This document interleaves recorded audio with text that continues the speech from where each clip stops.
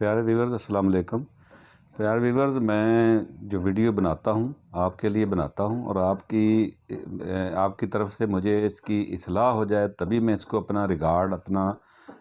फ़ख्र समझता हूँ। अगर कोई एतराज़ हो जाए तभी मैं इसको अपना फ़ख्र ही समझूँगा। अगर इसको आपको बात मेरी अच्छी लगे तो भी मैं अपना इसको फ़ख्र ही समझूँगा, अपनी इज़्ज़त अफ़ज़ाई ही समझूँगा। तो प्यारे व्यूवर्स, आप मेरी वीडियो को देखते हैं तो इसको सब्सक्राइब ज़रूर कर लें और घंटी का बटन भी ज़रूर दबाएं ताकि आइंदा भी मेरी वीडियोज़ आप तक पहुँचें। और जो आपका एतराज़ होगा, जो आपकी इस्लाह के लिए लिखी हुई कोई तहरीर होगी, कोई लिखा हुआ कमेंट्स होगा, तो मैं उसको इंशाल्लाह ताला फॉलो करके अगली वीडियो बनाऊँगा। तो प्यारे व्यूवर्स, शुरू करता हूँ कि पाकिस्तान, इसको इस्लामी जमहूरिया पाकिस्तान कहा गया और इसका जो परचम है वो इस्लामी जमहूरिया पाकिस्तान का परचम कहलाता है और रियासत का नाम इस्लामी जमहूरिया पाकिस्तान है। सिर्फ़ पाकिस्तान नहीं है, पाकिस्तान तो हम सिर्फ़ इसको मुख्तसर करके पढ़ते हैं, तो इसका नाम है इस्लामी जमहूरिया पाकिस्तान। तो इस्लामी जमहूरिया इसका मतलब है कि इस्लाम जमहूरियत, और वो भी इस्लाम के ऐन मुताबिक। तो प्यारे व्यूवर्स, अब जब इस्लाम के ऐन मुताबिक जो जमहूरियत होगी उसके लिए हमें किसी और तरफ देखना नहीं पड़ेगा। हमें कुरान शरीफ की जो आपको तर्जमा है उसमें से मतलब आपको सभी रियासत के सभी कानून जो हैं, सभी अपने असूल जो हैं, सभी अखलाक जो हैं उसमें लिखे हुए मिलेंगे और अहादीस मुबारका से भी आपको रहनुमाई मिल सकती है और एक इस्लामी फलाही रियासत का जो खाका है, जो नक्शा है, जो तख़य्युल है, वो आपको वहाँ से मिल सकता है। तो प्यारे व्यूवर्स, अब हम बात करते हैं पाकिस्तान की जमहूरियत की, यानी पाकिस्तान की इस्लामी जमहूरियत की। तो प्यारे व्यूवर्स, पाकिस्तान में जो जमहूरियत है उसमें इस्लामी नाम तो ज़रूर शामिल है, लेकिन आज तक सही मानों में इस्लामी तौर तरीके यहाँ पे ना तो कहीं अपनाए गए हैं और ना ही यहाँ पे कभी कोई पुरज़ोर तरीके से इसका मुतालबा आया है। मुतालबा मेरे ख़्याल में इस वजह से नहीं आता कि लोग जो हैं वो उनको ये कभी उन्होंने सोचा भी नहीं है कि जो पाकिस्तान बनने से पहले के जो कवानीन रियासत पाकिस्तान में शामिल हैं, वो जो कवानीन हैं उनको अभी तक मतलब लागू रखा गया है। तो वो क्यों लागू रखा गया है, जबकि वो तो अंग्रेज़ दौर की निशानियां हैं, वो काले कवानीन हैं और इनको ख़त्म करने के लिए कभी कोई बात किसी भी फोरम पे नहीं की गई।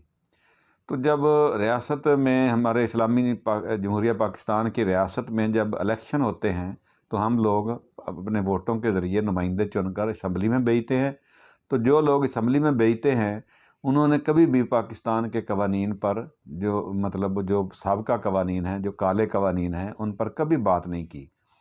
लेकिन वो जब उनके लिए कोई ज़ाती मसाइल पैदा होते हैं, कभी कोई रुकावट पैदा होती है, उनके अपने कामों में रुकावट पैदा होती है और अपने सामने कोई हालात मुश्किल नज़र आते हैं, तो वो उनके लिए अपने कवानीन बना लेते हैं और उन पर अमल करने के लिए अपनी ज़ाती निगरानी में सख्त से जल्दी इक़दामात करते हैं। तो उनके लिए तो सारे कवानीन बन चुके हैं, आज तक 75 साल से आज तक उनके लिए बन चुके हैं। लेकिन जो तकरीबन 85 से 90% आम पब्लिक है उसके लिए आज तक कोई कानून नहीं बनाया गया और ना ही किसी ने उसकी ज़रूरत महसूस की और ना ही किसी ने उसके लिए आवाज़ उठाई है। तो प्यारे व्यूवर्स, बात समझने की है कि पाकिस्तान जो है वो गरीब 90% गरीब आबादी पर मुश्तमिल है, जिनको आज तक कब पीने का साफ़ पानी नहीं मिला, सेहत नहीं मिली, सेहत के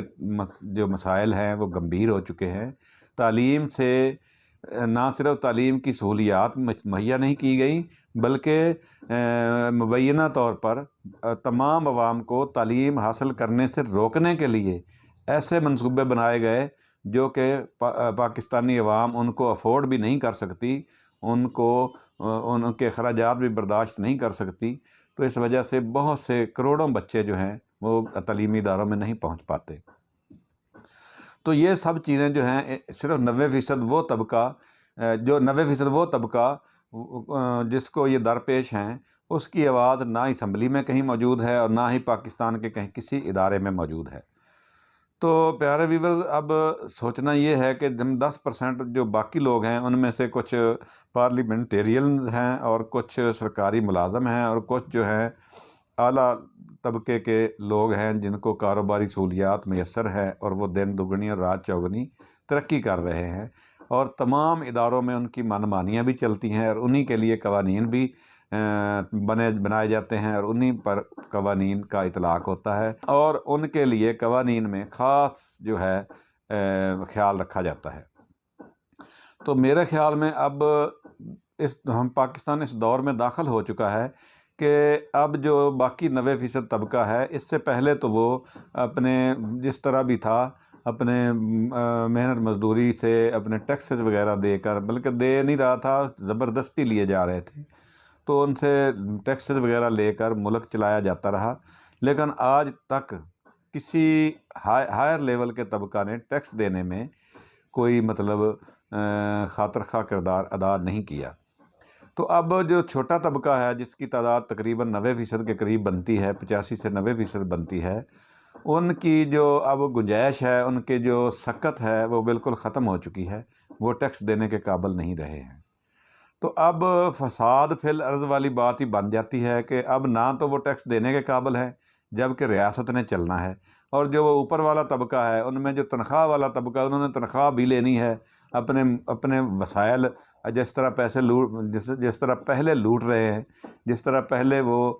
بہتی گنگا میں ہاتھ دھوتے رہے ہیں، تو وہ اب وہی سسٹم مزید آگے جاری رکھنا چاہتے ہیں، جبکہ عوام میں سکت بالکل نہیں رہی۔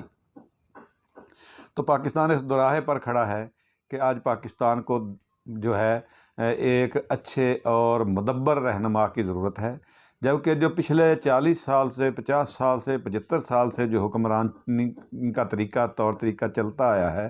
وہ سارے طور طریقے نے غریب اس 90% 85% عوام کو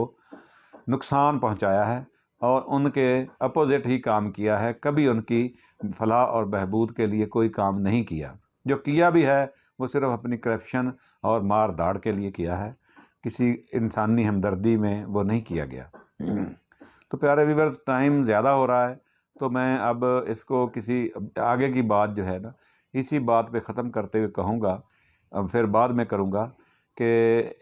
جب ہم آج اس وقت میں کھڑے ہیں تو عوام میں جو ہائر طبقہ ہے ان کی طرف سے ایسی نفرت بر دی گئی ہے، جو اب میرے خیال میں پاکستان میں 2 طبقے رہ گئے ہیں، جو ایک پرانی اور ظالمانہ طرز سیاست ہے اس کو جاری رکھنے چاہتے ہیں، ایک طبقہ تو وہ ہو گیا، اور جو عوام پر ظلم کر کے ٹیکسز وغیرہ ڈال کر اپنی عیاشی کے سامان بنانے کی کوشش کر رہا ہے، جبکہ دوسرا طبقہ وہ ہے جن میں سکت نہیں رہی اور وہ ٹیکسز ادا کرنے کے قابل نہیں رہے، اپنی زندگی میں ان کو کچھ نہیں ملا پاکستان سے، اور وہ سمجھتے ہیں کہ اب ہمیں جب پہلے نہیں ملا تو اب کیسے ملے گا، تو وہ کچھ آواز اس لیے بلند کرنا چاہتے ہیں کہ ہمارے لیے بھی کچھ سوچو، لیکن اوپر والا طبقہ بالکل سوچنے کے لیے تیار نہیں ہے اور نیچے والے طبقے کے پاس دینے کے لیے کچھ رہ نہیں گیا۔ تو اب پاکستان لازمی اس موڑ پر کھڑا ہے کہ اب یا تو اوپر والا طبقہ ٹھیک ہو کر چلنے کا عہد کرے، یا پھر نیچے والا طبقہ جو ہے وہ اپنی جو ضروریات ہیں وہ کسی ایسے فورم کے ذریعے جو قانونی بھی ہو، جو اخلاقی بھی ہو، تو اپنی جو سہولیات ہیں ان کے جو برابر وہ حاصل کر سکے۔ تو یہی جدوجہد اب جاری ہے۔ تو نفرت دونوں جانب سے اتنی بڑھ گئی ہے، نیچے والا طبقہ اوپر والے طبقے کو دیکھ کر راضی نہیں ہے اور اوپر والا طبقہ نیچے والے طبقے کو بھیڑ بکریاں سمجھ کر نوچنا چاہتا ہے۔ تو اب یہی جنگ ہے۔ اب اس کو جو بھی لوگ ہیں، جو بھی ہائر طبقے کے لوگ ہیں، نیچلے طبقے کے لوگ ہیں، اب اس موڑ پہ میرا خیال ہے کوئی ایسا فیصلہ کر لیں جس سے پاکستان چلتا رہے، اپنے وسائل کم ہو جائیں یا بڑھ جائیں، یہ اس کو برداشت کریں اور پاکستان کی فلاح بہبود اور پاکستان کی سلامتی کا سوچ کر اپنے آپ کو 2 قدم پیچھے لے جائیں اور سوچ کر یہ فیصلہ کریں کہ پاکستان کو مزید اب پچھلے غلامی کے دور میں لے جانا ہے یا ایک آزاد ریاست بنا کر اس میں سب طبقوں کو اس میں خیر و عافیت سے اور سلامتی سے رہنا ہے۔ تو میرے خیال میں خیر و عافیت والا اور سلامتی والا معاملہ ہی سوچنا چاہیے۔ دونوں طبقوں کے درمیان اب یہ اختلافات ختم ہونے چاہیے، ایک دوسرے پر ظلم زیادتی نہیں ہونی چاہیے۔ اگر کوئی کمزور ہے تو اس کے لیے بھی سوچا جانا چاہیے۔ تو میری یہ بات آپ کو اچھی لگی ہے تو میرے چینل کو سبسکرائب بھی کریں اور گھنٹی کا بٹن دبائیں تاکہ میری ویڈیوز آپ تک پہنچتی جائیں۔ السلام علیکم، اللہ حافظ۔